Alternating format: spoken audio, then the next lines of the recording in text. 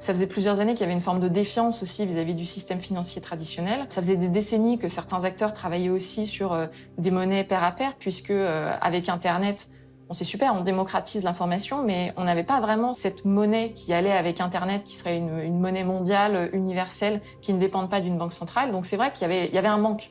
Hello, Bitcoin began when Satoshi Nakamoto, whose true identity is still unknown, released a white paper in 2008 introducing a purely peer-to-peer version of electronic cash known as Bitcoin. It is here that blockchain technology made its debut.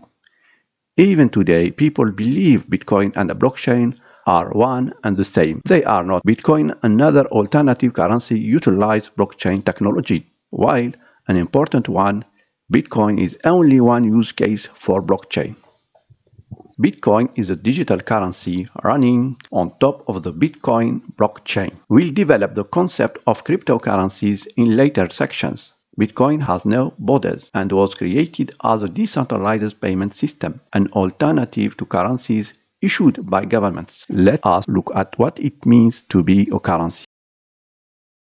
Medium for exchange, store of value over time, accepted as a measure of worth. According to Investopedia, fiat currency is a money a government issues that is not backed by a commodity like gold. Fiat money is backed by the government and it has value because the government says so and the citizens believe it. The dollar is an example of the United States fiat currency. Apart from the government issuing fiat, a centralized authority needs to keep track of assets. Bank, credit card companies, stockbrokers are companies that represent a centralized authority that controls your money. Bitcoin is transacted over the Bitcoin network, which is an open public blockchain network. If you have an internet connection and a Bitcoin wallet application, you can receive and send the cryptocurrency Bitcoin.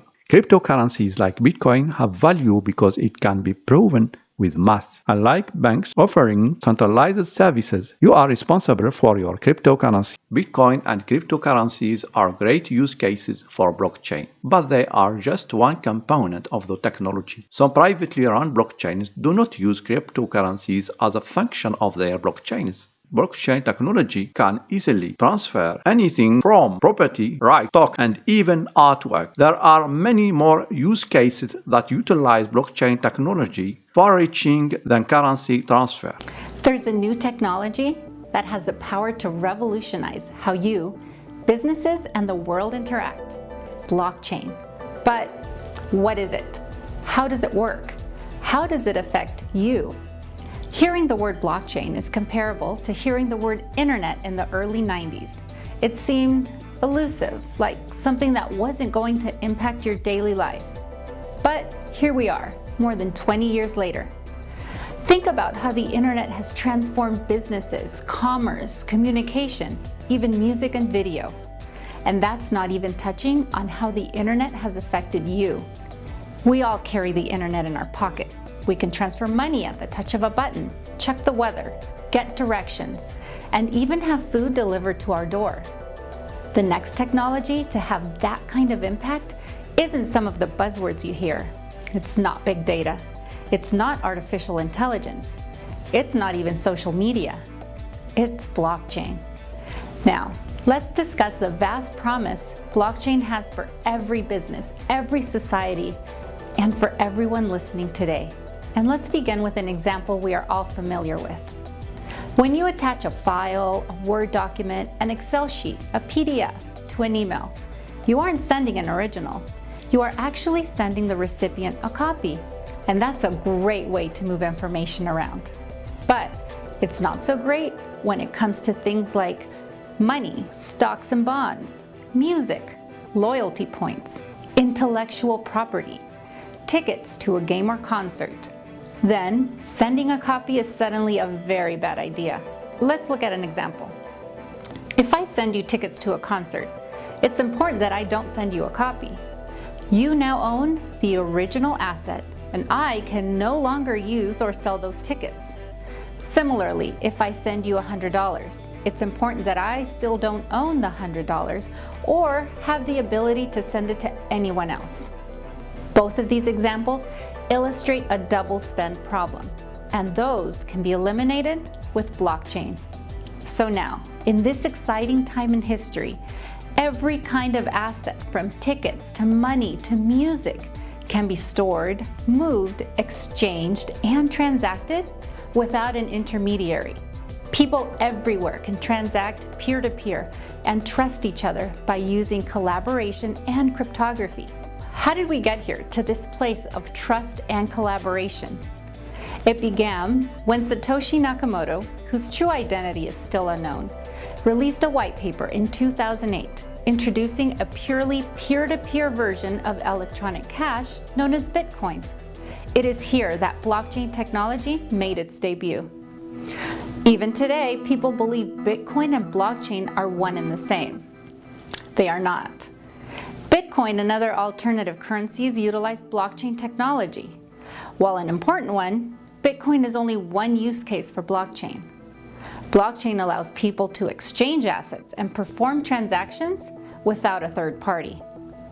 Imagine a world where you don't need intermediaries. While traditionally we have needed central authorities to trust one another and fulfill contracts, blockchain makes it possible to have our peers guarantee that for us.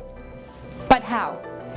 Assets like we've discussed are no longer stored in a central place, but distributed across a global ledger using the highest level of cryptography. When a transaction is conducted, it's posted across tens of thousands of computers around the globe. These transactions are recorded as blocks. Let's imagine a sheet of paper that has 25 lines. When a sheet is filled up with 25 transactions, the block is validated via group consensus. Once the page has been validated, it is added to a stack of previously validated sheets. Each sheet on the stack can be assumed to be trustworthy because once a sheet is validated, it can't be changed. Because at this point, all the sheets are linked together. And to link our sheets together, we embed information from the previous sheet of paper into the new recently validated sheet. In blockchain, our sheet of paper is equal to a block. The act of embedding a previous block of information into the current block of information is called chaining, hence the name blockchain. In order to compromise or hack a blockchain network, someone would have to gain control of the majority of computers in that network. This is extremely difficult to do. There is no longer a single point of failure, and this is what makes blockchain infinitely more secure than what we have today. Blockchain isn't just for assets though, it extends to contracts. These are called smart contracts. And what are they exactly? What they sound like. A smart contract self-executes and handles enforcement, the management, and performance of agreements between people. Examples of smart contracts include insurance policies, copyrighted content, escrow and lending, wills and trusts. Smart contracts will revolutionize how we do business. There are so many possibilities with blockchain, not just in the now, but with things we haven't begun to think about yet.